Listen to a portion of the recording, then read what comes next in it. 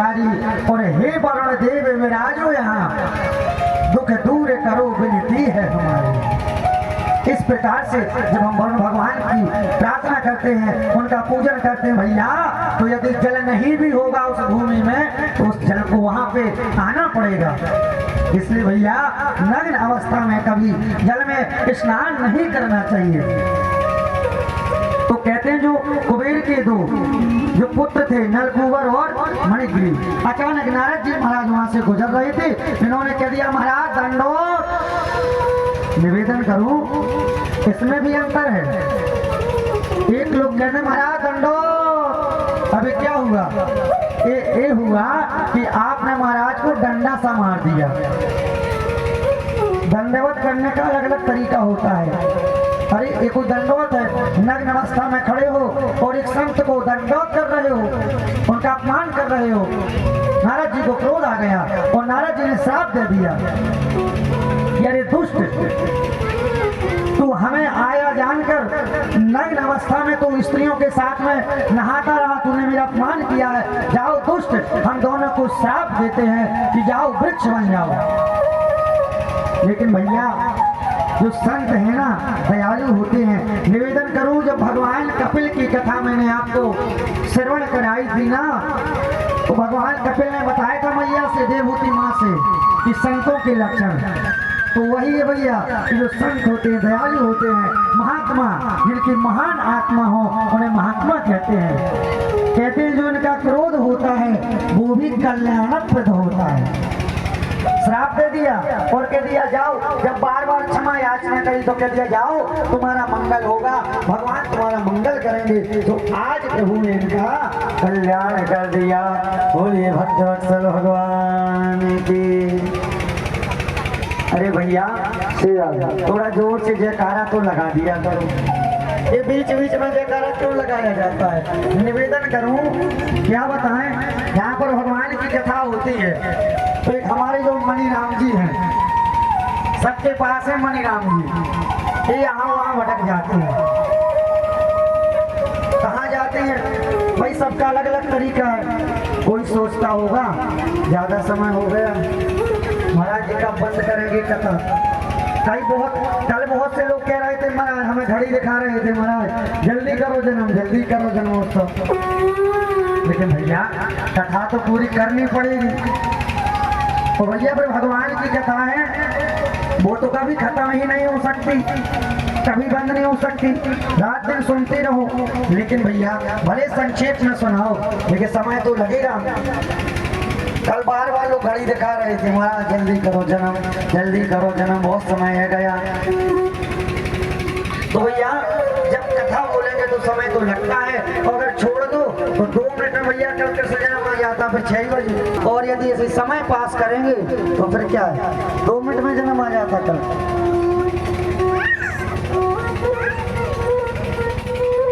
तो कहते हैं इस प्रकार से यहाँ पर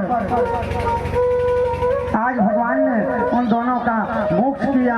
और यहाँ पर असता श्रीमदानस्यो दारिद्र्यम परिमंचनम, सुखदेव जी कहते राजन इस प्रकार से प्रभु ने आज नलकूबर और मणिग्रीव का उद्धार किया। अब महाराज नंद बाबा को जैसी खबर लगी कि पता नहीं कब के वो वृक्ष लगे थे, किस जमाने के वो वृक्ष लगे थे, पुराने समय के वृक्ष थे। और आज मेरा लाला बच गया, ये कितना सगुन है भैया। नंद बाबा तो आज हैरान हो गए। नंद बाबा ने सारे ब्रजवासियों को बुलवाया, ध्यान दीजिए, आज नंद बाबा ने सारे ब्रजवासियों को बुलवाया और कहा ब्रजवासियों आज हम गोकुल को छोड़ेंगे। बोले बाबा क्यों? बोले जब से मेरे छोरे ने जन्म लिया है तब से इसके ऊपर कोई ना कोई संकट आ रहा है। आज देखो पता नहीं पुराने समय के, आज मेरा बालक बच गया, नहीं तो उसके ऊपर गिरते तो क्या हाल होता। भैया आप लोग कुछ जगह बताओ। तो भैया जो उपनंद जी थे ना, उपनंद जी नंद बाबा से कहते बाबा मैं बताऊं? बोले हाँ बताओ। तो कहते हैं वनं वृन्दावनं नामो पसव्यमो नवकाननो गवांसेभ्यमो पुण्यादिकृतवीरुढम्। उपनंद कहते हैं बाबा अपने ब्रज में बहुत से वन हैं, बोले वृंदावन, निधि बनो, बेल बनो, मधु बनो, अनेक वनों के नाम बताए। बाबा हमारे ब्रज में बहुत से वन हैं बाबा, लेकिन हमारे लिए तो एक स्थान बहुत अच्छा है। बोले कौन सा? बोले वनम वृंदावनम नामो। कहते हैं बाबा सबसे अच्छा यदि कोई वन है तो उसका नाम है वृंदावन। बोले वृंदावन का अर्थ क्या होता है? ध्यान दीजिए, वृंदावन नाम भक्त समूहा नाम वनम। वृंदावन है तुलसी, वृंदावन है तुलसी, और तुलसी के द्वारा विभूषित है जो वन, उसका नाम है भैया वृंदावन। या जहाँ पर भगवान के कहते हैं ना भक्त समूहा नाम, जहाँ पर भगवान के भक्त हो उसको कहते हैं वृंदावन। और भैया ब्रज के संतों ने तो एक भाव दिया है, क्या कहा है? कहते हैं प्रेम के पास देख देख निज प्रेमियों का, ओ प्रेम का समुद्र सीमा तोड़ के बनाया है।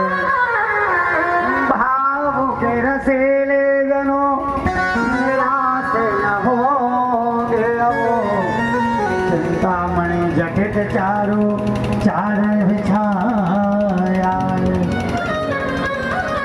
भारत का भूषण तिलको तीनों लोगों का, ओ भैया भक्तों के वास है तो वृंदावन बनाया है। भक्तों के वास है तो वृंदावन बनाया। कहते भैया भक्तों की दिव्य भूमि है वृंदावन। भैया यहाँ पर जितने लोग हैं ना, अगर कोई वृंदावन गया होगा, अगर कोई वृंदावन गया होगा ना, तो वही जान पाया होगा कि वृंदावन है क्या चीज। घर में रहोगे अलग बुद्धि होगी, जब रास्ते में जाओगे थोड़ा प्रवाह ज्ञान नहीं है, वहाँ भैया ज्ञानी लोग तो जाते ही नहीं है ना, वो जा पाएंगे कभी, क्योंकि भगवान को यदि पाना है ना तो प्रेम प्रकट होई में जाना। और भैया संतों ने भी तो गाया है, पोथी पढ़ पढ़ जग माया पंडित भयान को, अक्षर प्रेम का पढ़े सो पंडित होए। भगवान कहते हैं ना भाव का भूखा हूँ मैं और भाव ही बस सारे हैं, भाव से मुझको भजे तो भव से बेड़ा पारे। भगवान तो प्रेम के भूखे, भगवान तो भाव के भूखे। भैया अभी कल कथा आएगी, भगवान ने उद्धव जी को वृंदावन भेजा था, क्यों? क्योंकि उद्धव को बड़ा अभिमान था ज्ञान का।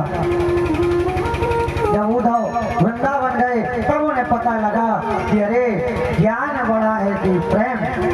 भैया निवेदन करो, मैं तो यही कहूँगा, आपको यदि भगवान को चाहते हो, भगवान को पाना चाहते हो ना, तो प्रेम से रहो।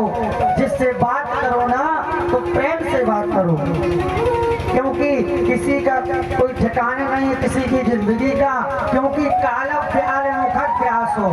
हम आप जो है ना काल के मुख में ग्रास बने बैठे हैं। अब ग्रास कैसे बने बैठे हैं? जैसे किसी के 60 वर्ष निकल गए, किसी के 50 निकल गए, तो ग्रास ही तो बने हैं। अब पता नहीं किस दिन चला जाना है, किसी की जिंदगी का कोई ठिकाना नहीं है। इसलिए भैया जो वृंदावन है ना, ये भक्तों की भूमि है, यहाँ भगवान के भक्त निवास करते हैं। और भैया वृंदावन में तो एक ही धुनी निकलती है, क्या? बोले वृंदावन में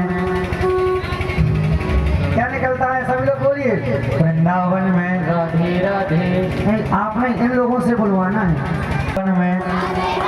वृंदावन में बरसाने में प्रेम गली में कुंजवन में मधुवन में निधिवन में। तो भैया चलते हैं कहाँ? बोले वृंदावन, बोले वृंदावन धाम की। तो जरा चल के वृंदावन